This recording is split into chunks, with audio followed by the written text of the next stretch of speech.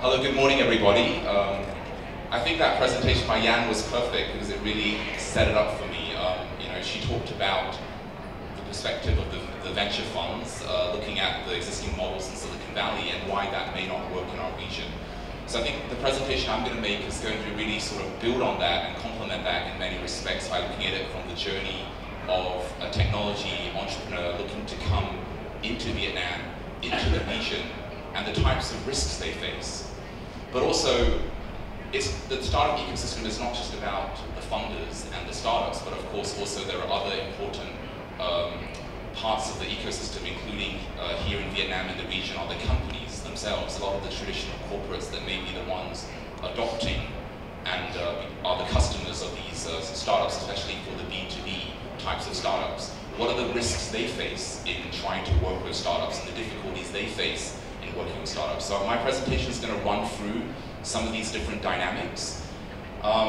Sandbox, many people ask me what is a sandbox, and to be honest, I wasn't sure myself, so I had to look it up before I made the presentation. I'm kidding, but I think it's a very general term really about experimentation.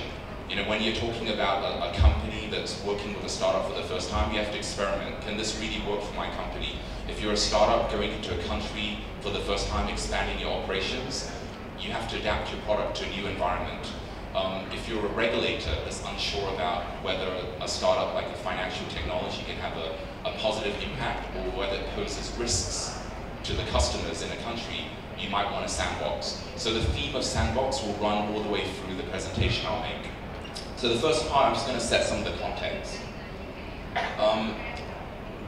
So there's already a lot of great technology out there, and I'm not talking about deep tech or very advanced research and development, but just technologies that have already having a great impact on people's lives in North America, in Europe, in Australia, even closer to home in Singapore.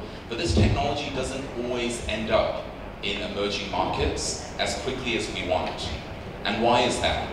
And so these are just some of the examples of technologies. I'm not, again, just to stress, like a normal peer-to-peer platform. You see peer-to-peer platforms where people can lend extra money savings they have to people that need money.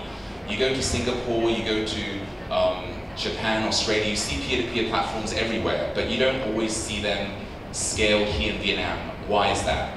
And yet these types of technologies, circular economy, sharing economy, basic marketplaces can have huge impact. And of course, as Asian Development Bank, we are interested in impact as well. Good, scalable commercial businesses that can also scale for impact. So we see that there are two problems why some of these great technologies are not coming into Vietnam, coming in the region as fast as we'd like. The two risks are market risk and financial risk. So again, let's look at it from the perspective of an entrepreneur. If I have a great product and I'm looking to expand, you look for larger, more lucrative markets. You're thinking, maybe I'll go to North America, maybe I'll go to Europe, maybe I'll go to China, it's a huge market, or Singapore is a big market, or a more developed market. But other markets in the region, and I would include Vietnam there, they're big markets, but they're not really that big when you think about it. As an entrepreneur that wants to come in and adapt and grow your business in these markets, you have to adjust your product to different culture, new culture, different regulatory environment. There's a lot of costs to scaling and adapting your product in new markets. So Southeast Asia and Asia generally there are many smaller fragmented markets, so the cost of scaling and replicating across the region can be difficult. The second risk ties to the presentation by Yan, is that there are going to be very few companies that potentially reach IPO. M&E, merger acquisition, is more realistic, but there may also be a lot of the existing VCs are looking for their return within 4 to 6 years at very high X. But there's a lack of a more patient capital for different types of companies looking to scale more gradually. Still very decent companies. And the next two slides will show some of these in form of data, some of these trends. So this is the venture flows that are going into around the world, and you can see that, not surprisingly, there's a very high concentration of VC funding to, of course, the markets we associate VC funding with: Europe, China, the Greater China region, North America. But then when you start getting into Southeast Asia, South Asia, it starts to become a bit much less. And if you go down into Southeast Asia, you see that a lot of the VC deals are happening, of course, in Singapore, Indonesia to an extent, because Indonesia is a very big market, but once you go out of those two markets, there's not that much VC activity happening in the other markets in the region, even including Thailand, where I used to be in Vietnam for 8 years. I just moved to Thailand. People think, oh, great ecosystem, but there's really not that much activity going on when you compare it to what's going on in the globe. And when you look at it by sector, again, unsurprisingly, a lot of the VC funding is going to areas like e-commerce, gaming, because these are exactly the sectors that can go high velocity scale, B2C models. But what about agriculture? What about clean tech? These are sectors where there's also hardware components. You might need to be going through channels, B2B. It's more difficult to scale in these sectors, and in economies that we're in the region, because of the size, it also makes it more challenging as well. So clean tech only made up about 2% of the venture deals, for example, in 2018. Agriculture, only 3% of the venture deals, even though agriculture makes up almost 18% of global output, and in Vietnam will be even much more. So they're underrepresented in terms of investment into technology to advance the productivity of these sectors. So we see a gap. We see a gap in that funding ecosystem in the region. So along the right, you've got your more traditional types of VCs looking for your high X returns. You've got a lot of goodwill money, philanthropic on the left, but that's not scalable by the nature because they're heavily subsidized and grant-based. And then organizations like ADB, that are development financial institutions or IFC or banks, we can accept a lower return and provide longer capital, but till now we focus on much larger deals. We're not really in the VC space. It's too risky, too small, too high transaction cost. So who's going to fill that gap? So it's really great to hear that there are investors like Yan starting to come in and fill that gap through this new model. So we want to try and accelerate that through partnerships. So ADB's actually launching a new arm of the bank called ADB Ventures next year that I'm a part of. And we're essentially trying to sandbox innovations by helping technology providers coming in the region to find customers and validate their models so that we can de-risk and help private commercial capital then to come in. And I'll give you some examples. So just a bit about the structure of the fund itself, the facility. There's actually two main funds. The first fund is an equity fund, which will be launching $50 million next year. This will provide equity or quasi-equity, but on a more patient basis. So we are able to hold for up to 10 years, if need be, and the fund life is longer than 10 years. So we're really targeting at sectors like clean tech, agriculture, health, sectors that we believe there's a shortage of private funding and where we need more patient capital. But capital is not enough, because as I mentioned earlier, there's a lot of other risks facing entrepreneurs and startups and businesses. So we have a second fund that actually is made up of two components. One is called the Seed Program, and the other is called Impact Labs. And they work very closely together. The Impact Labs will basically leverage ADB's existing networks in the region. So I think it's maybe on the next slide. ADB's operated in the region since 1960s, and we have a huge network of existing clients that are potentially customers of technology companies. For example, here in Vietnam, we work with 11 banks. We work with most of the utilities, city governments, large agricultural corporations, and we get a pretty unique bird's eye aerial view of what are the technology needs of these companies. And often the companies are asking us, how can you match us, can you find us some technology to help us raise our productivity? So we're trying to provide that service now, not just funding, but also technology.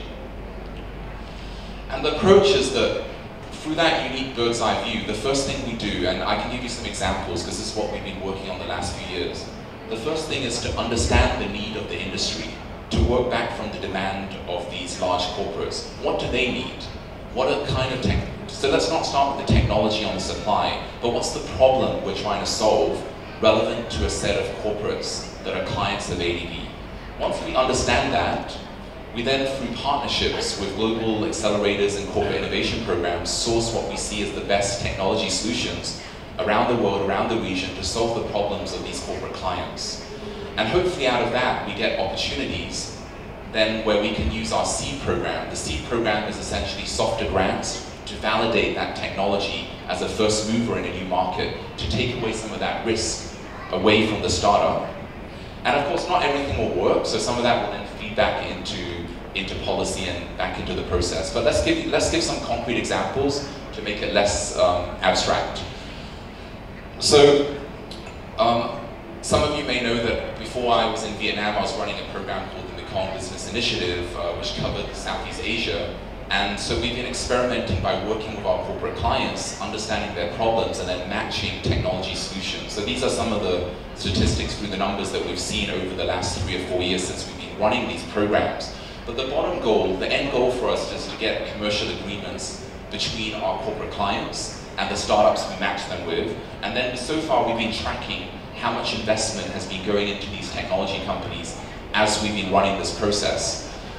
And it's been successful to a degree, but within some sectors like agriculture, smart cities, because of the capital intensive nature of the sector, it's still been difficult for the private commercial funders to come in. So we needed to take it another next step. So just 2 examples of sandboxes, as we call them. One is financial technology. So here in Vietnam, for the 2nd year running, we partnered with the financial regulator, State Bank of Vietnam, to run a program with bank partners, including UOB, TP Bank, Vietcom Bank, Viet Bank, VietPay, that are looking for financial technology solutions to drive financial inclusion in Vietnam.